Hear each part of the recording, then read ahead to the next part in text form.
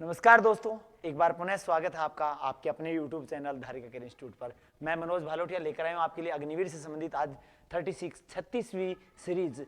क्या कुछ नया है आज की सीरीज में। शुरू करें आज की क्लास, फटाफट अपने दोस्तों के साथ शेयर कीजिए। मिलकर शुरू करते हैं आज की सीरीज में। क्या कुछ नया है, किस लेवल के प्रश्न है, कहां तक अपन लोगों से पूछे गए हैं। शुरू करते हैं आज की क्लास। नमस्कार, आप सभी का स्वागत है। आप सभी का स्वागत है। फटाफट अपने दोस्तों के साथ शेयर कीजिए। मैं क्लास शुरू कर रहा हूं। आज की क्लास का पहला प्रश्न ये था आपके पास। आपने क्या कहा? आपने कहा किसी संख्या, अब मुझे नहीं पता कौन संख्या, उस संख्या के 2/5 के बीच का अंतर क्या है? आपके पास 72 है। अब देखो इसमें दो तरीके होते हैं। आपने संख्या मान ली कौन? अक्स। आपने कहा उस संख्या का संख्या मतलब अक्स का 2/3 मतलब 2 अक्स बटा कौन 5 और का अंतर मतलब घटाइए और अंतर कितना होगा भैया? 72 होगा। अंतर कितना होगा? 72 होगा। अब देखिए यहां हल करेंगे तो ये हो जाएगा 5 अक्स माइनस कौन 2 अक्स, इसके बटा 1 लगाया, एलसीएम लिया, कितना आया? 5 आया। एलसीएम कितना आया? 5।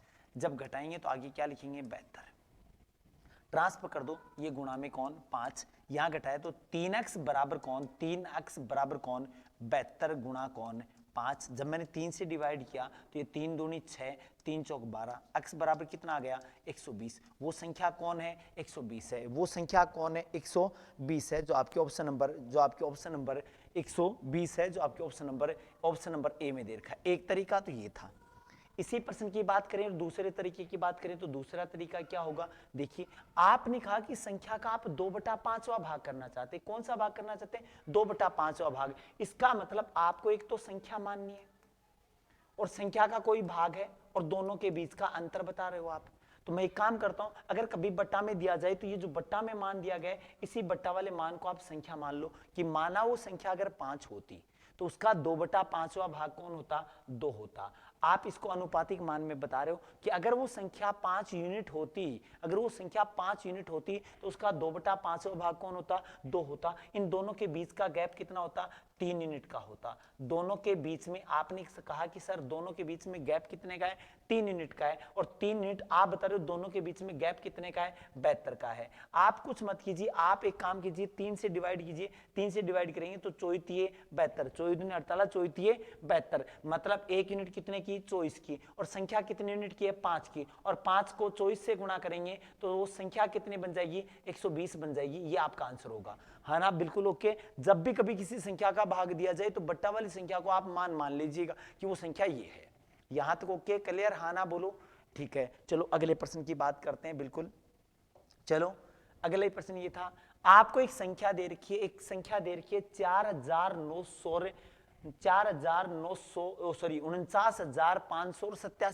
है। 49,587 दे रखी है। उसमें क्या करना है आपको? 5 का स्थानीय मान। अब देखो मैंने एक बात बताया था, अगर इकाई पर है तो 1 गुना, दहाई पर है तो 10 गुना, सैकड़ा पर तो 100 गुना, और अगर 1000 पर तो 1000 गुना। मैं ऐसा कुछ नहीं बता रहा हूं। आपने कहा सर प्लेस वैल्यू किसकी? 5 की, तो आप यहां से 5 उठाइए और 5 का क्या बात कर रहे हैं आप? स्थानीय मान। प्लेस वैल्यू की बात कर रहे हैं। प्लेस वैल्यू मतलब 5 का स्थानीय मान, 5 की प्लेस वैल्यू, स्थानीय मान क्या है? आपने कहा सर 5 के आगे 2 डिजिट हैं तो इसका स्थानीय मान हो जाएगा 5 और उसके आगे कितने अंक हैं? 2 अंक हैं। तो जितने अंक आगे हैं आप उसके आगे क्या लगा दो? उतनी ही जीरो लगा दो। 500 उसका स्थानीय मान हो गया। आपने कहा सर उसका जातीय मान, जिसको हम बोलते हैं फेस वैल्यू, स्थानीय मान, प्लेस वैल्यू, जातीय मान, फेस वैल्यू।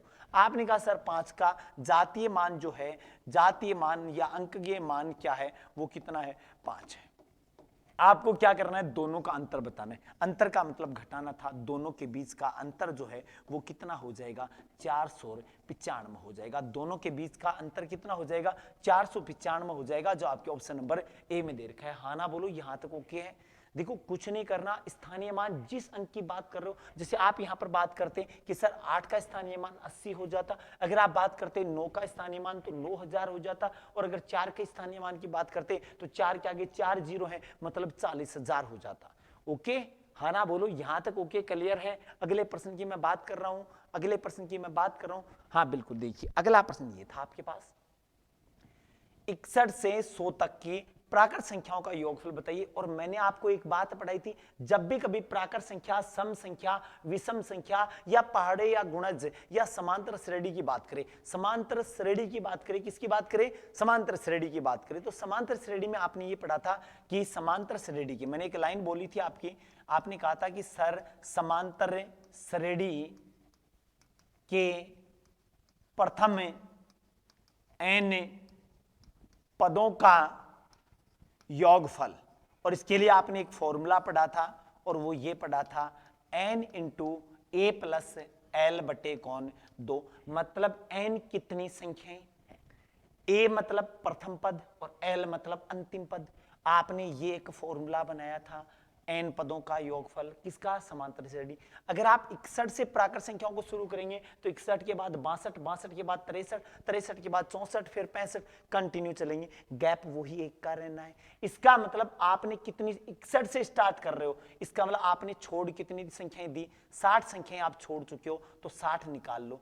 आपको निकालना है, योगफल बताना था, सम निकालना था, क्या बताना था आपको, योगफल बताना था, क्या बताना था, योगफल बताना था। तो आपको क्या करना है, 60 निकाल दी तो संख्याएं n कितनी बन गई, 40 संख्याएं बनी आपकी।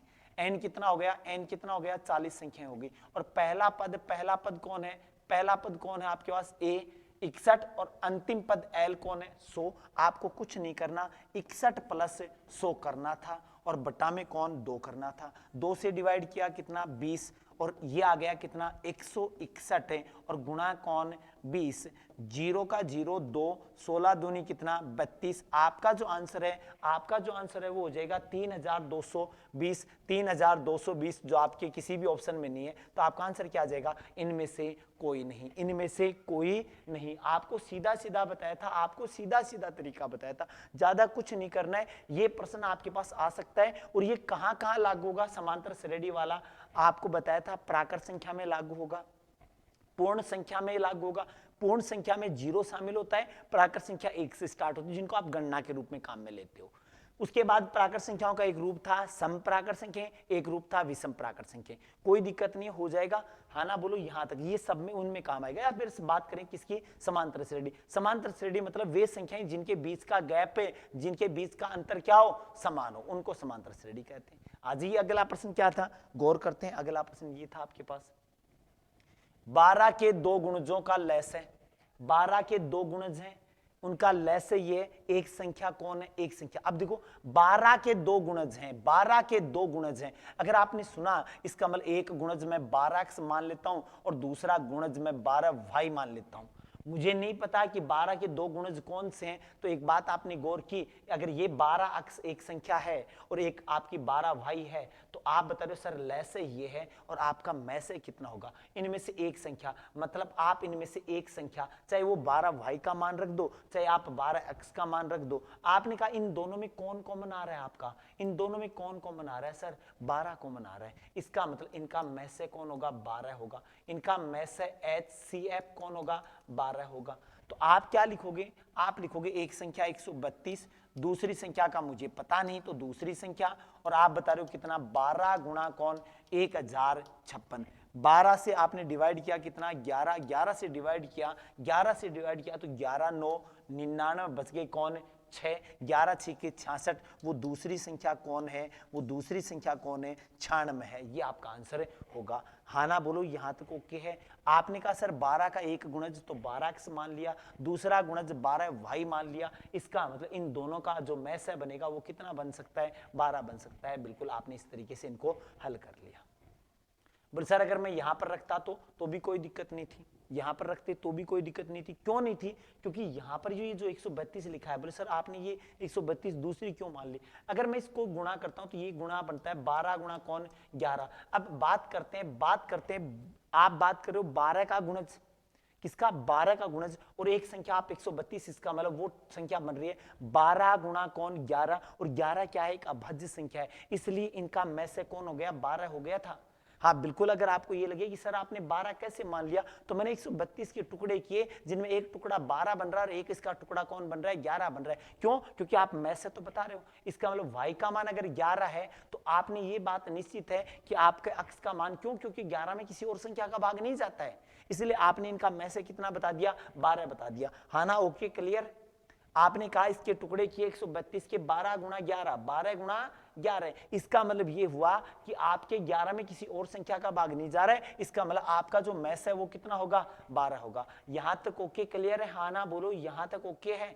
चलो अगले प्रश्न पे चलते हैं। अगला प्रश्न ये था, अगला प्रश्न ये था कि दो संख्याओं का अंतर उन दोनों में बड़ी संख्या के 20% के बराबर है। छोटी संख्या अगर 20 है, छोटी संख्या कौन है, 20 है, तो बड़ी संख्या बताओ। अब मैंने क्या कहा, दो संख्याएं मान ली। मैंने कहा कि एक संख्या तो अक्स है, बड़ी वाली संख्या अक्स है, छोटी संख्या कौन है, 20 है, 20 है।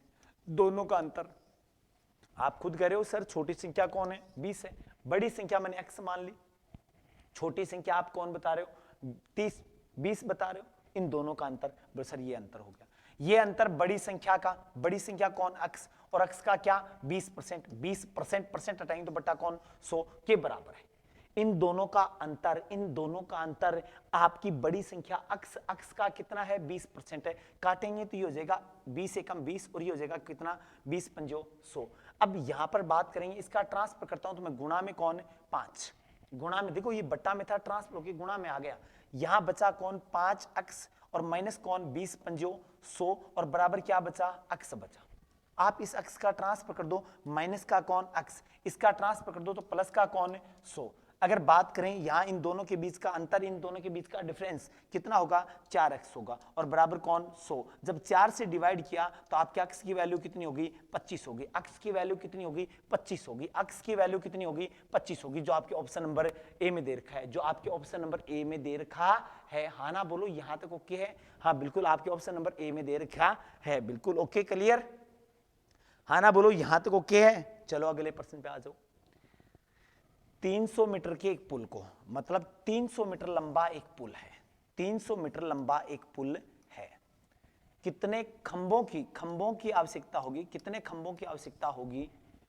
प्रत्येक खंभा 12.5 मीटर की दूरी पर है। मतलब पहला खंभा अगर आप लगाओगे, ये आपका कौन था, पहला खंभा था।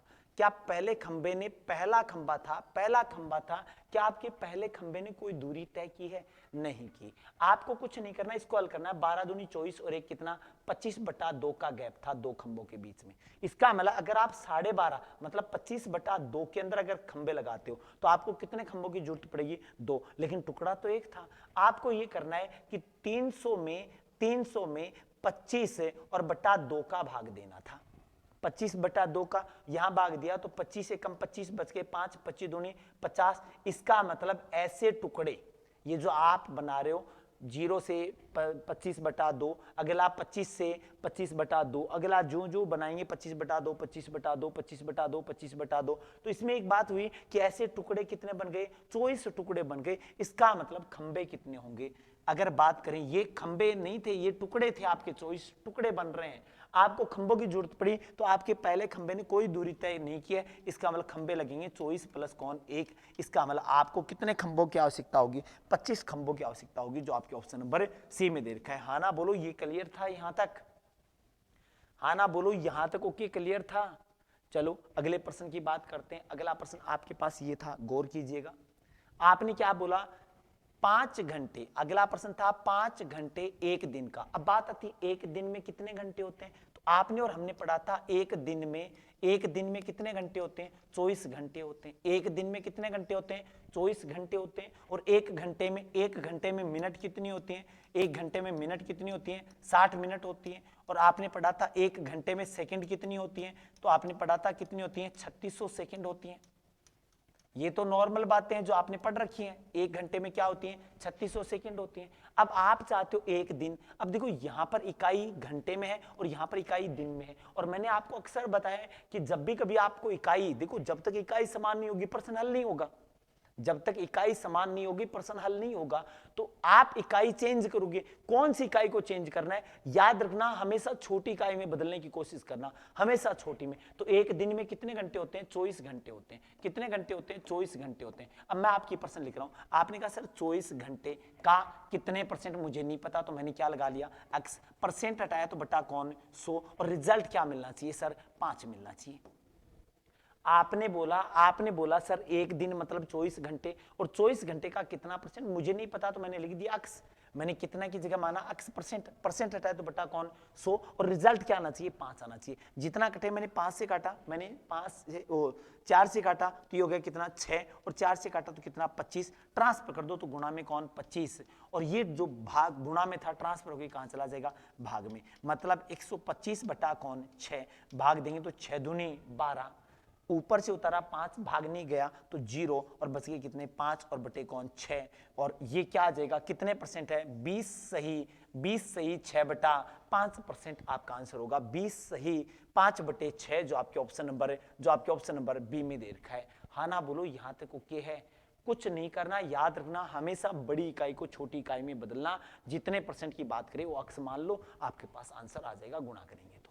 क्लियर, हाँ ना बोलो, यहां तक ओके है। चलो अगले प्रश्न पे आते हैं।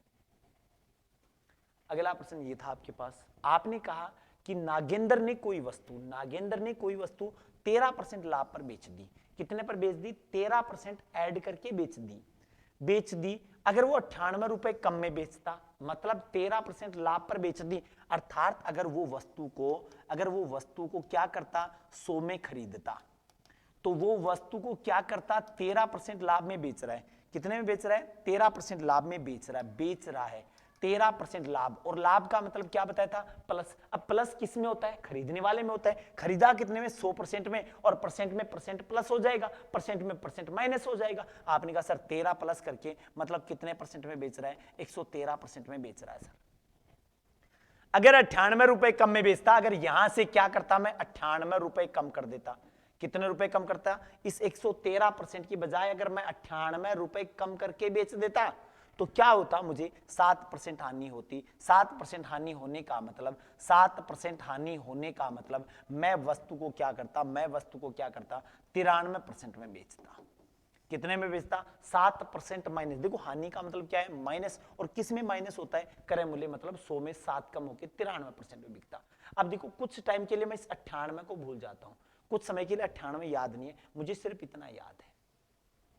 आप पहले वस्तु को क्या कर रहे थे 113% में बेच रहे थे, उस बात को मैं इस 98 वाली बात को मैं भूल जाता हूं, मुझे याद ही नहीं है। आपने कहा 113% में बेच रहे हैं, अगर 13% 113 की बजाय अगर 93% में बेचेंगे तो कितना कम होगा। आपने कहा सर कितना कम होगा, आपने कहा सर कितना कम होगा, तो 113 में से 93 निकाले मतलब कितना कम होगा 20% कम रुपए मिलने चाहिए।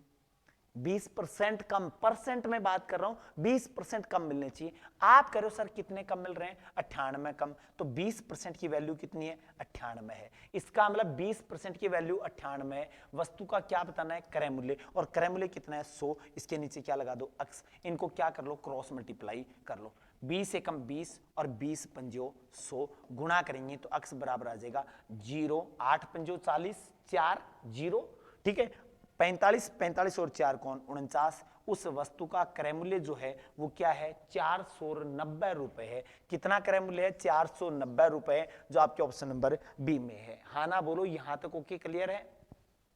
बी ऑप्शन में 490 रुपए, कौन से ऑप्शन में बी ऑप्शन में 490 रुपए। हाँ ना बोलो, यहां तक ओके। चलो अगले प्रश्न पे आते हैं। अगला प्रश्न ये था आपके पास, आपने कहा कि कोई राशि साधारण ब्याज की दर से 3 वर्ष में 4800 रुपए, 3 साल अगर आप रखोगे तो 4800 रुपए होगी। अगर आप 3 साल रखते हो अगर किसी राशि को, तो आपको कितने रुपए देने पड़ेंगे 4800 रुपए हो जाती है। हो जाना, भुगतान करना, चुकाना, लौटाना, रिटर्न करना, वापस देना, ये सब किस में आते हैं मिश्र धन में आते हैं। 5 साल अगर रखते तो आपको कितने देने पड़ते 5600। अगर आप 5 साल अगर रखते, अधिक समयावधि को ऊपर नोट करना, 5 साल रखोगे तो कितने रुपए देने पड़ेंगे 5600 रुपए लौटाने पड़ेंगे। अर्थात ये क्या था मिश्र धन था। और किस पर दे रहे थे आप? साधारण ब्याज पर दे रहे थे। और साधारण ब्याज में एक बात पढ़ी आपने और हमने, और वो क्या पढ़ी है कि साधारण ब्याज में मूल राशि कभी नहीं बदलती है। जो बढ़ेगा वो ब्याज बढ़ेगा या वो ब्याज घटेगा। अब ब्याज कब बढ़ेगा? जब रेट ऑफ इंटरेस्ट बढ़ेगी। तो इस प्रश्न में रेट ऑफ इंटरेस्ट का तो कहीं कोई जिक्र नहीं किया है कि रेट ऑफ इंटरेस्ट चेंज हो रही है, कोई चेंजमेंट नहीं है। तो अब फिर किस वजह से बढ़ा? तो वो बढ़ने का कारण था कौन? समय। दो ही कारण हो सकते हैं, या तो रेट ऑफ इंटरेस्ट बढ़ेगी या फिर कौन बढ़ेगा? समय बढ़ेगा। इन दो के अलावा कोई तीसरा कोई कारण, कोई तीसरा इश्यू नहीं था। अब देखिए यहां पर आपने कहा कि सर 2 साल बढ़ गए। कितने साल बढ़ गए? 2 साल बढ़ गए। तो जो पैसा बढ़ा वो 2 साल का क्या था? 2 साल का क्या था? सरल ब्याज था। 2 साल का क्या था? सरल ब्याज था। 2 साल का कौन था? सरल ब्याज था। यहां घटाएंगे तो कितने रुपए आ रहे हैं? यहां घटाएंगे तो कितने रुपए आ रहे हैं? यहां घटा रहे हैं तो कितने रुपए आएंगे? डबल जीरो का डबल जीरो आ जाएगा। और यहां घटाएंगे तो कितना हो जाएगा? 8 हो जाएगा। 16 में से 8 गए 8। 2 साल का ब्याज, 2 साल का ब्याज कितना है? 800। तो 1 साल का ब्याज कितना हो जाएगा? 400। मैंने 2 से डिवाइड किया, 2 से डिवाइड किया कितना? 400। आप या तो 3 साल का ब्याज निकाल लो या फिर आप 5 साल का ब्याज निकाल लो। मैंने 3 साल का ब्याज निकाला तो मैं 1 को 3 से गुणा करूंगा और इस 400 को भी किससे गुणा करूंगा? 3 से गुणा करूंगा। तो कितना ब्याज बन जाएगा? 1200 रुपए ब्याज बन जाएगा। कितना ब्याज बन जाएगा? 1200। आप लौटा कितना रहे हो? आप लौटा कितना रहे हो? 4800 लौटा रहे हो। और उस 4800 में आपका ब्याज कितना है? ब्याज कितना है? 1200 रुपए ब्याज है। कितना ब्याज है? 1200 रुपए ब्याज है। इसका मतलब आपकी जो मूल राशि थी, आपकी जो मूलधन था या मूल राशि थी, वो 4800 में से 1200 कम कर लो। कितने रुपए मूलधन था? 3600 रुपए मूलधन था। कितने रुपए मूलधन था? 3600 रुपए। तो आपका मूलधन आ जाएगा, आपका मूलधन आ जाएगा कौन? सी ऑप्शन, 3600 रुपए आपका मूलधन था। हाँ ना बोलो, यहां तक ओके है? हाँ ना बोलो, यहां तक ओके है? चलो अगले प्रश्न पे आते हैं। अगला प्रश्न आपके लिए ये था, गौर कीजिए। आपने क्या कहा? ये तो बहुत इजी सा प्रश्न था। आपने कहा 5000 रुपए का 8% चक्रवर्ती ब्याज की दर से, 5000 रुपए का 8% चक्रवर्ती ब्याज की दर से 2 वर्ष का चक्रवर्ती ब्याज बताइए। आपने कहा सर 5000 रुपए मेरा मूलधन था, मैं मिश्र धन निकाल रहा हूं, आपको रिटर्न करने वाला मिश्र धन जो अपन बात कर रहे हैं 5000, और 5000 का कितना रिटर्न करना पड़ेगा? 8 बढ़ाकर, मतलब 108 बटे कौन? 100 रिटर्न करना पड़ेगा। कितनी बार रिटर्न करना पड़ेगा? 2 साल है तो 2 बार रिटर्न करना पड़ेगा। 108 बटे कौन? 100। 2 जीरो से 2 जीरो काट दी, 50 से काटा, 50 से काटा तो कौन? 2, और 2 से काटा तो कितना हो गया आपके पास? 5, और कौन? 4, 54। आप 108 को 54 से मल्टीप्लाई कीजिए। 8 चौक 32, 3 असल लगे, गुणा करते हैं। 8 10 चौक 40, 8 पंजो 40, वापस 3 असल कितने लगी? 8, 10 5 50 और 8 कितने? 58। कितने लौटाने पड़ेंगे आपको? 5832। आप क्या चाहते हो? चक्रवर्ती ब्याज चाहते हो। तो इसका मतलब चक्रवर्ती ब्याज, सीआई कंपाउंड इंटरेस्ट जो है वो क्या हो जाएगा? 5832 माइनस कौन? 5000, क्योंकि आप लौटा रहे हो 5800। तो ब्याज कितना बन गया? जितना एक्स्ट्रा है, 5000 हमारे दिए हुए थे, इसका मतलब ब्याज कितना? 832 रुपए। ये आपका क्या हो जाएगा? ब्याज हो जाएगा 832 रुपए, जो आपके ऑप्शन नंबर ए में दे रखा है, ओ सॉरी बी में दे रखा है। आपके ऑप्शन नंबर बी में 832 रुपए। हाँ ना बोलो, यहां तक ओके है? हाँ ना बोलो, यहां तक ओके है भाई? हाँ चलो अगले प्रश्न पे चलें। अगला प्रश्न ये था आपके पास, आ जाओ। आपने कहा 53 रुपए को बांटना है। कितने रुपए को बांटना है? 53 रुपए को बांटना है। किस में बांटना है? ए बी और सी में बांटना है। ए बी और सी में बांटना है। आपने क्या कहा? इस प्रकार बांटो कि ए को बी से 7 रुपए अधिक मिल जाए। अब देखो आपको मान किसका मानना है? मैंने एक छोटी सी बात बता रहा हूं, मैं आपको एक छोटी सी बात बताऊंगा, गौर करना। आपने कहा कि सर बी से 7 रुपए अधिक। आप बी से 7 रुपए अधिक किसको बता रहे हो? ए को बता रहे हो। और बी को सी से 8 रुपए अधिक है। इसका मतलब आप एक काम कीजिए ना, सी का पैसा मानिए। सी का पैसा कितना? x रुपए। सी को आपने कहा कि सर मैं अगर सी को x रुपए दूंगा तो x से 8 अधिक, अधिक मतलब प्लस कर दो, कम मतलब माइनस कर दो। मतलब मैं यहां लिख रहा हूं आपका ए, यहां लिख रहा हूं बी, और यहां लिख रहा हूं कौन? सी। आपने माना कि सी को आप x रुपए दे रहे हो, x से 8 अधिक बी को दे रहे हैं, मतलब x प्लस 8 किसको दे रहे हैं भैया? बी को दे रहे हैं। बी से, बी मतलब कौन? x प्लस 8, 8 से 7 ज्यादा, तो इसका मतलब x प्लस 8 में 7 और जोड़ दो, तो कितना रिटर्न करोगे? x प्लस 15 आपने किसको दे दिया? ए को दे दिया। इन तीनों का योग कितना बनना चाहिए? 53 रुपए बनना चाहिए। कितना बनना चाहिए? 53 रुपए बनना चाहिए। आपने कहा कि सर ये 15 और 8 कितने होते हैं? 15 8 23 होते हैं, जो किसके हैं? 15 8 23 जो किसके हैं? प्लस के। ट्रांसफर करेंगे तो वो किसके हो जाएंगे? माइनस के हो जाएंगे। क्लियर कट बात? आपने कहा सर एक अक्ष ये है, एक अक्ष ये है, एक अक्ष ये, मतलब हो गए कितने? 3 अक्ष बराबर। इन दोनों को सोल्व करेंगे तो कितना? 30। इसका मतलब अक्ष की वैल्यू कितनी? 10। अक्ष की वैल्यू कितनी? 10। सी का मान कितना हो जाएगा? 10 एकम 10। 10 में 8 जोड़ दो तो बी का मान कितना हो जाएगा? 18 हो जाएगा। उसके बाद आपने कहा सर अक्ष का मान 10, 10 में 15 जोड़ दो कितना? 25। क्या 18 25 18 10 को काटा जा सकता है? नहीं काटा जा सकता। तो ऑप्शन नंबर आपका बी बिल्कुल 25 अनुपात 18 अनुपात 10 ये आपका आंसर होगा। 25 अनुपात 18 अनुपात 10 ये आपका क्या होगा? आंसर होगा। यहां तक ओके? हाँ ना बोलो? हाँ सर ओके यहां तक। चलो अगले प्रश्न पे आ जाओ। अगला प्रश्न आपके लिए ये था, 19 संख्याओं का औसत 24 है। 19 संख्याएं हैं जिनका एवरेज आप क्या बता रहे हो? 24 बता रहे हो। क्या बता रहे हो? औसत एवरेज क्या बता रहे हो? एवरेज 24 बता रहे हो। उनका एवरेज कितना है? 24 है। प्रत्येक संख्या, अब देखो एक चीज बताऊं, जब प्रत्येक संख्या का मतलब भाई मतलब हर संख्या में आप 3 जोड़ रहे हो, तो देखो एक बात, आपके पास टोटल संख्या कितनी थी? 19 थी। 19 संख्याओं में अगर आप 3-3 जोड़ोगे तो 19 30 57 जुड़ेगा, और 57 को वापस आप एवरेज में बदलोगे तो 19 से डिवाइड करोगे। जब प्रत्येक संख्या का नाम आ जाए, किसका नाम आ जाए? प्रत्येक संख्या का नाम आ जाए, और अगर आप उसके साथ गुणा, उसके साथ प्लस, उसके साथ माइनस, उसके साथ भाग करना चाहो, किसके साथ? प्रत्येक संख्या के साथ। अगर कोई सी भी क्रिया, चाहे वो गुणा वाली क्रिया करो, चाहे आप भाग वाली करो, चाहे आप माइनस वाली करो, चाहे आप गुणा वाली भाग वाली, कोई सी भी क्रिया करो, 4 क्रियाएं होती है गणित में, प्लस माइनस गुणा और भाग, मतलब हाँ बिल्कुल मल्टीप्लाई और डिवाइड। बिल्कुल प्रत्येक संख्या के साथ अगर आप ये क्रिया करते हो तो आप एक काम कर दो ना, प्रत्येक संख्या की जगह आप क्या कर लो? वही काम जो आप प्रत्येक संख्या में करने की बात कर रहे हो, जो क्रिया प्रत्येक संख्या में करने की बात कर रहे हो, वही क्रिया आप किसके साथ कर दो? एवरेज के साथ कर दो। वही क्रिया किसके साथ कर दो? एवरेज के। क्या कर रहे हो भैया? 3 से मल्टीप्लाई करो, तो एवरेज कितना है? 24 है। 3 से मल्टीप्लाई कर दो तो नया एवरेज, नया औसत क्या हो जाएगा? नया औसत हो जाएगा। नया औसत हो जाएगा 24 कितना? 72। नया एवरेज कितना हो जाएगा? 72 हो जाएगा, जो आपके ऑप्शन नंबर 2 में दे रखा है। नया एवरेज क्या हो जाएगा? 72, जो आपके ऑप्शन नंबर बी में दे रखा है। हाँ ना बोलो? यहां तक ओके क्लियर है? हाँ ना बोलो? यहां तक ओके है? हाँ ना बोलो? यहां तक ओके क्लियर? चलो अगले प्रश्न पे आते हैं। अगला प्रश्न ये था आपके पास, यदि a अनुपात b बराबर b अनुपात c हो। अगर ऐसा कोई प्रश्न आए तो एक बात गौर करना, अगर कभी भी ऐसा प्रश्न आए तो डरने की जरूरत नहीं है, बहुत इजी प्रश्न है। लेकिन आपका ये जो अनुपातिक मान है इसको हम लिख सकते हैं a बटा b और बराबर कौन? b बटा c। देखो याद रखना, अनुपातिक मान को आप भिन्न के रूप में, मतलब a अनुपात b है उसको हम लिख सकते हैं a बटा b बराबर कौन? b बटा c। अगर मैं इनको क्रॉस मल्टीप्लाई करता हूं तो b स्क्वायर बराबर हो जाएगा, देखो क्रॉस मल्टीप्लाई करते हैं तो b स्क्वायर बराबर हो जाएगा कौन? ac। अगर आप बात करो किसका? आप बात करो a की पावर 4 अनुपात b की पावर 4। आपके पास b स्क्वायर का मान है आपके पास? हाँ सर है। और आपको किसका मान चाहिए? 4 पावर का चाहिए। तो अगर मैं इसका वापस स्क्वायर करूं तो b की पावर 4, b की पावर 4 का मान क्या हो जाएगा?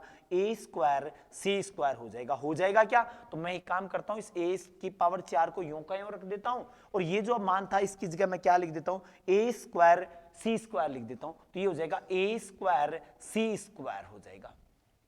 यहां एक की 2 पावर है, कैंसिल हो जाएंगे। यहां पर कितनी पावर है? 4 पावर है, तो बचेंगी कितनी? 2। इसका मतलब आंसर हो जाएगा a स्क्वायर अनुपात कौन? c square. किसके बराबर होगा? a की पावर 4 अनुपात b की पावर 4 किसके बराबर होगा? a स्क्वायर अनुपात c स्क्वायर के बराबर होगा, जो आपके ऑप्शन नंबर बी में दे रखा है। हाँ ना बोलो? यहां तक ओके क्लियर था? हाँ ना बोलो? यहां तक ओके क्लियर है? हाँ सर ओके यहां तक। चलो अगले प्रश्न पे आते हैं। अगला प्रश्न ये था आपके पास, आपने कहा कि सर कुछ व्यक्ति किसी कार्य को 55 दिनों में करते हैं, कुछ व्यक्ति मुझे नहीं पता, तो मैंने कुछ व्यक्तियों की जगह क्या मान लिया? कुछ व्यक्तियों की जगह मैंने क्या मान लिया कि x व्यक्ति थे, 55 दिन में काम को पूरा करते। यदि 6 व्यक्ति और होते तो आदमी कितने बन जाते? x प्लस कितने? 6 आदमी हो जाते। और आपका काम क्या होता, 11 दिन कम में होता। 11 दिन कम मतलब कितने दिन में होता, 44 दिन में होता। और मैंने कहा कि 2 आदमी, 5 आदमी, 10 आदमी, 15 आदमी, अगर ऐसा कोई प्रश्न आता है तो उसमें आपको क्या करना है, वो आपका प्रश्न होगा, वो किसके अकॉर्डिंग हल होगा, MDH बटे कौन, W के अकॉर्डिंग होगा। आपका मेंबर दिन, हावर्स और वेजेज वर्क या वेजेज जो भी कोई सा भी दे रखा है। आपने कहा सर अक्स आदमी कितने दिन में वर्क करते हैं, सर 55 दिन में करते हैं। तो मेंबर हो गए अक्स, दिन हो गए कितने, 55। आपने बोला सर अगर ये आदमी अक्स के बजाय 6 अधिक अर्थात अक्स प्लस 6 होते, आपने कहा अक्स आदमी 55 में कर रहे हैं, आपने कहा सर अगर उनकी जगह 6 और होते, अक्स प्लस 6 होते, तो जो आपका काम था वो 44 दिन में हो जाता। हाँ ना बोलो ओके।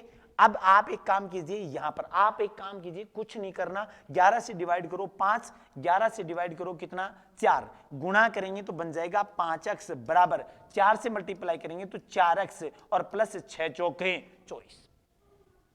ये किसका है भैया, प्लस का है, ट्रांसफर कर दो तो माइनस का कौन है, 4x, घटाएंगे तो क्या बचेगा, x और बराबर कितना, 24। इसका मतलब स्टार्टिंग में कितने आदमी थे, 24 आदमी उस पर लगाए गए थे। कितने आदमी, 24, जो आपके ऑप्शन नंबर बी में दे रखा है। हाँ ना बोलो, यहां तक क्लियर है, हाँ ना बोलो, यहां तक ओके है। चलो अगले प्रश्न पे आते हैं। अगला प्रश्न ये था आपके पास, अगला प्रश्न ये था आपके पास, गौर कीजिएगा। अगला प्रश्न ये था, आपने क्या कहा, एक पाइप, आप बोल रहे हो एक पाइप किसी टंकी को 8 मिनट में भर सकता है। एक पाइप है जिसका नाम मैंने ए मान लिया, टंकी को 8 मिनट में भरता है, मैंने 8 मिनट लगा दी। एक अन्य पाइप 1 मिनट में 6 लीटर किलो लीटर पानी बाहर निकालता है। कितना, 6 किलो लीटर पानी बाहर निकालता है। क्लियर बात। अब आ जाओ, दोनों नलों को एक साथ, देखो टंकियां नहीं है, नल है ये भाई, पाइप है यहां पर। हाँ बिल्कुल, देखो एक मैं मान आपका चेंज कर देता हूं,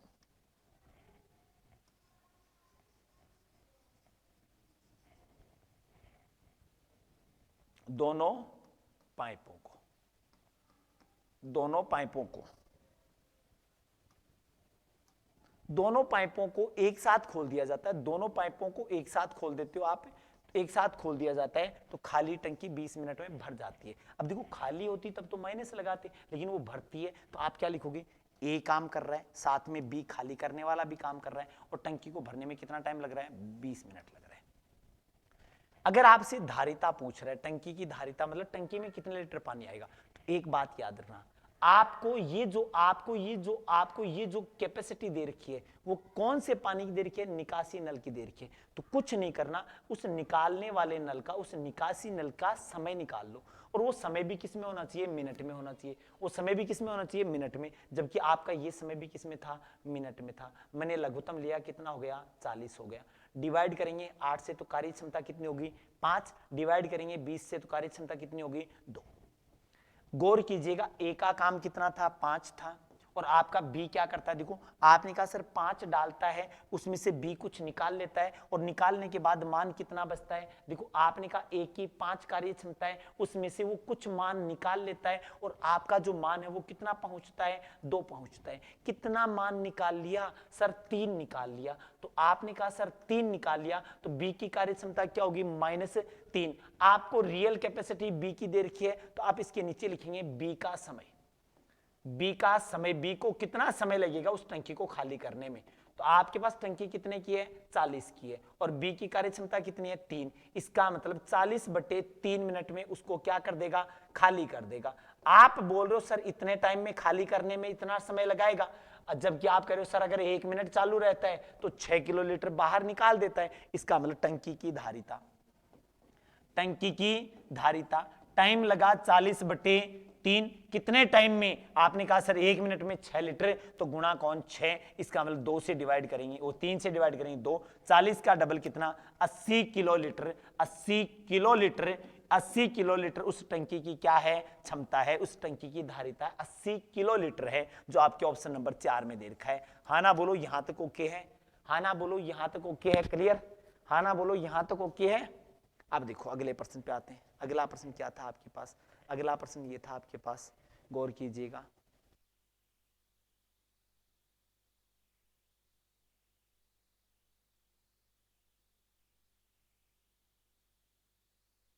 ओके था, हाँ ना बोलो, यहां तक ओके था। चलो अब आ जाओ।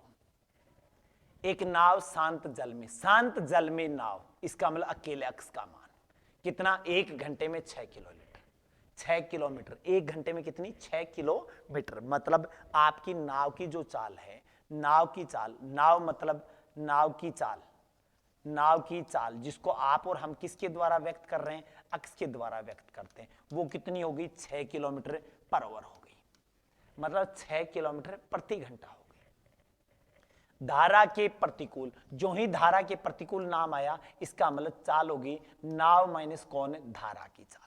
मतलब नाव में से धारा वाली माइनस करेंगे तब आपकी जाए उस दूरी को तय करने में, अर्थात नाव माइनस से धारा की चाल जो है वो क्या होगी, उतनी दूरी मतलब कितनी, 6 किलोमीटर। कितना समय, 3 गुना समय। पहले कितने समय लग रहा था, 1 घंटे, और 1 का 3 गुना कितना हो जाएगा, 3 घंटे। इसका मतलब हो गई 6/3, डिवाइड किया तो कितना, 2 kilometre per hour, 2 kilometre per hour. नाव की आप अकेली की बता रहे थे, नाव की अकेली की बता रहे थे 6 किलोमीटर, तो 6 में से किसको कम किया, धारा की चाल को कम किया, किसको कम किया, धारा की चाल को कम किया, और बराबर कितना आ जाए, 2 आ जाए। तो कितना कम करेंगे भैया, धारा की जगह कितना कम करेंगे, तो धारा की चाल क्या आ जाएगी, 4 किलोमीटर पर आवर आ जाएगी। कितने आ जाएगी, 4 किलोमीटर पर आवर। 6 में से 4 कम करेंगे तब 2 किलोमीटर पर आवर होगी, 2 किलोमीटर पर आवर होगी। तो धारा की चाल जो है वो कितनी हो जाएगी, 4 किलोमीटर प्रति घंटा, 4 किलोमीटर प्रति घंटा, जो आपके ऑप्शन नंबर ए में दे रखा है। हाँ ना बोलो, यहां तक ओके क्लियर है, हाँ ना बोलो, यहां तक ओके क्लियर है, हाँ ना बोलो, यहां तक ओके है। चलो अगले प्रश्न पे चलते हैं। अगला प्रश्न ये था आपके पास,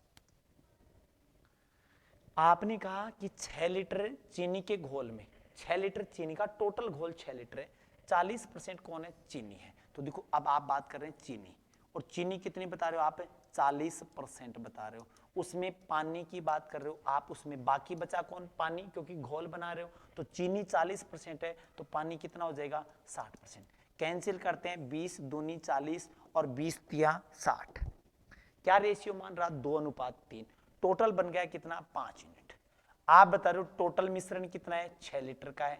इसका मतलब आपकी जो 1 यूनिट है, 1 यूनिट है वो कितनी की हो जाएगी, 6/5। अगर मैं डिवाइड करूंगा तो मेरा मान आ जाएगा 1.2 लीटर 1 यूनिट का। इसके पास 2 यूनिट है, मतलब ये हो जाएगा 2 दूनी 12 दूनी 24, 2.4 लीटर, और ये मान हो जाएगा 1.2 से करेंगे तो 3.6 लीटर। क्या चाहता है बंदा आपने, उसमें 2 लीटर पानी और डाल दिया जाए। पहले से पानी कितना है, ये वाला पानी है, अगर मैं इसमें 2 लीटर और ऐड कर दूं, ऐड कर दिया, ये हो जाएगा 2.4, और ये 2 ऐड करती हो जाएगा 5.6। दशमलव के आगे एक अंक, दशमलव के आगे एक अंक। क्या कर रहे हैं, अब बताओ चीनी और पानी का अनुपात क्या है, तो आप इन दोनों को क्या कर लो, कैंसिल कर लो। 4 से डिवाइड किया, 4 से डिवाइड किया, 8 से डिवाइड हो जाएगा, 8 तिये 24 और 8 7 56। क्या रेशियो मान रहेगा, 3:7 रहेगा। कितना रहेगा, 3:7 रहेगा, 3:7 रहेगा, जो आपके ऑप्शन नंबर ए में दे रखा है। 3:7 आपके ऑप्शन नंबर ए में दे रखा है। हाँ ना बोलो, यहां तक ओके था, हाँ ना बोलो, यहां तक ओके था, क्लियर। अब देखो अगले प्रश्न की बात करते हैं, बिल्कुल हाँ जी। देखो अगला प्रश्न ये था आपके पास, अगला प्रश्न ये था आपके पास, आपने क्या कहा, आपने क्या कहा, नमन की आयु 40 वर्ष है और अविनाश की आयु 60 वर्ष है। आपने कहा नमन कितने साल का है, 40 का है, और अविनाश कितने का है, 60 का। क्या इस आयु से पहले वर्तमान पूर्व बाद कुछ लिखा है, कुछ नहीं लिखा। इसका मतलब यह आयु कब की है, वर्तमान आयु है। आपने बोला सर नमन की आयु क्या है, 40 वर्ष है, नमन की आयु क्या है, 40 वर्ष है, और आप बात करो किसकी, अविनाश की आयु की। तो अविनाश की आयु जो है, अविनाश की आयु जो है, अविनाश की जो आयु है वो कितनी है, 60 वर्ष है। कितने वर्ष पहले मुझे नहीं पता, कितने साल पहले, तो मैं इनको क्या करता हूं, ऊपर ले चलता हूं, अक्स वर्ष पहले। उनकी आयु का अनुपात क्या था, 3 अनुपात क्या था, 5 था।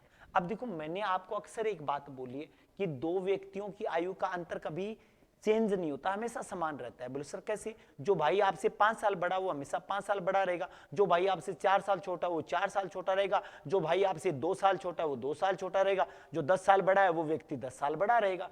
तो यहां पर आपको क्या करना था, यहां पर आपको क्या करना था, एक छोटा सा काम करना था, यहां पर आपको एक छोटा सा काम करना था, और वो क्या करना था, यहां गैप देखो कितने का है, यहां पर गैप देखा कितने का था, 20 वर्ष का था, 20 वर्ष का गैप था। और यहां देखो गैप कितने का था, यहां देखो गैप कितने का था, यहां पर गैप था वो कितने का था, 2 यूनिट का था, 2 यूनिट का गैप था, 2 यूनिट का गैप था।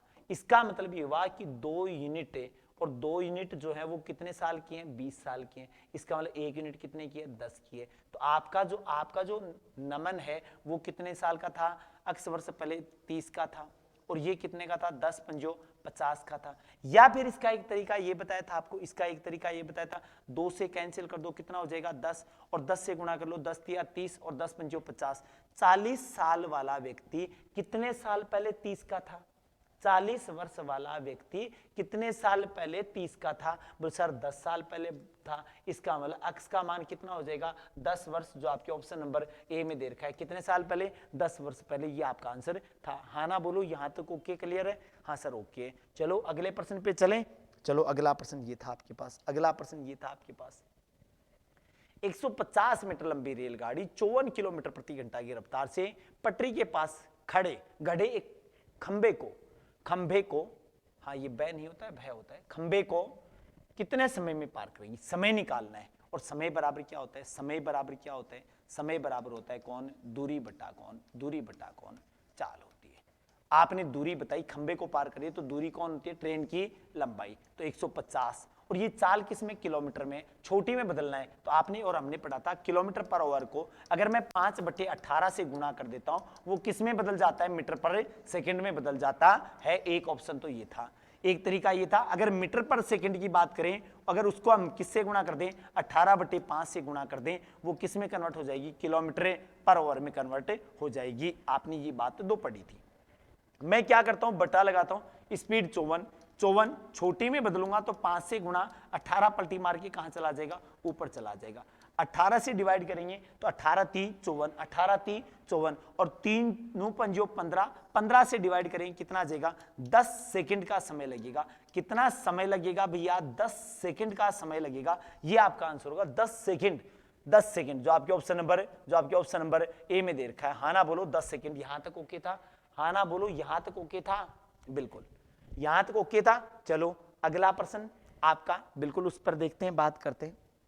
अगला प्रश्न ये था, किसी यात्रा का 1/4 भाग मतलब 1/4 भाग 45 किलोमीटर पर आवर की स्पीड से, 1/3 मतलब 1/3 भाग 48 किलोमीटर प्रति घंटा की चाल से, और शेष यात्रा, जब भी कभी किसी यात्रा का भाग दे दिया जाए, उस भाग का आप एलसीएम ले लो, बटा जो अंश में आता है उसका एलसीएम ले लो। इसका मतलब आपने कहा सर कुल दूरी, अगर 3 चौक 12 मानता हूं, कुल दूरी, यहां पर बात करें दूरी, कुल दूरी अगर मैं 12 मानता हूं तो 1/4 12 का 1/4 कितना हो जाएगा, 3 टुकड़े, किस स्पीड से, 45 किलोमीटर पर आवर की स्पीड से। उसके बाद आपने कहा 1/3 भाग 1/3 मतलब 12 से मल्टीप्लाई करेंगे तो कितने टुकड़े, 4 टुकड़े।